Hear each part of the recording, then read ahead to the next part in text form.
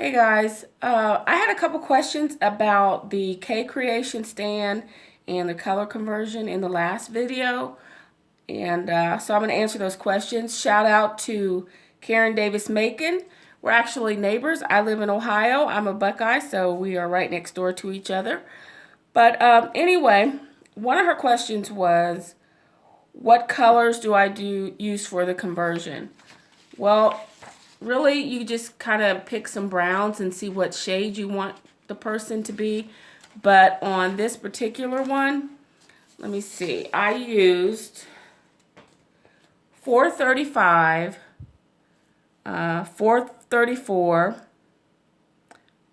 433, and on this shadow right here to make it look like a shadow under her chin, I used 839. Now those are the DMC colors that I use for that. My advice to you is to go through your different shades of brown, whether you want your person to be a lighter skin or a darker skin person, and just play with them a little bit. That's pretty much how I came up with that. You know, I wanted her to have shadows and from the hat and things like that. Now, this video is, the lighting here is not the best, so it's kind of bright in here, so you can't get a really good assessment of what this looks like, because she actually looks a little darker than what it's showing on the video.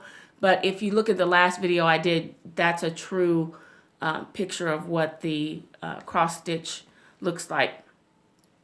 But yeah, I use DMC colors for this.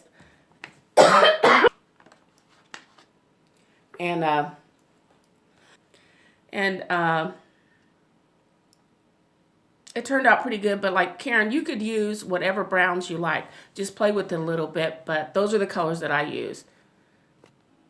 Okay, the other question Karen had was, how long do I stitch? Well, Karen, I am a working person, so I don't get to stitch that much. During the week, I probably stitch, I don't know, 2 to 3 hours. I do it while I'm in front of the TV, as long as my daughter doesn't have, you know, any activities. But on the weekend is when I stitch the most. So I get most of my stitching done on the weekends, but 2 or 3 hours a day during the week. Now, there are weeks where I don't stitch at all. It just depends on how busy my life is. I'm sure you know about that, but I stitch while I'm in front of the TV, so it goes fast and I don't even realize how much time it's taking. Now, we'll go over the K creation stand. Okay, Karen asked how this really worked with the Q-snap. So this is how the stand looks. It sits flat on your lap, just like this. These pieces, this is adjustable. So when you're sitting, and I'm sorry if I got my arm in the way there. You just tighten it to whatever position you want it to be. And this all tightens up. I don't know if you can see that, but there's grooves in there, just like the old Edmunds stand. You just take your Q-snap and you stick it in those grooves, and you just tighten the screws here. That's all you do.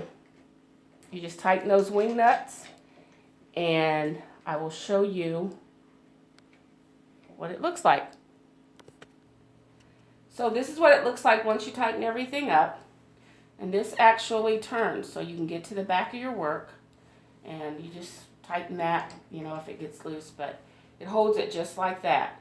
And I think it's great. It will hold, 11 by 11 is the biggest Q-snap it will hold. If you have anything larger than that, it's too heavy and it won't hold it. And this is what it looks like when you're stitching. This just sits flat, it stays in place, and you just, you know, it's very easy to do. It holds it strong, and like I said, you just turn it so you can get to the back of your work. It turns complete 360. This will move to adjust to, you know, whatever's comfortable for you, and then you just tighten it up, and that's pretty much it. Well, Karen, I hope I answered your questions, and I appreciate you looking at my channel. This is a new thing for me, and Have a Merry Christmas.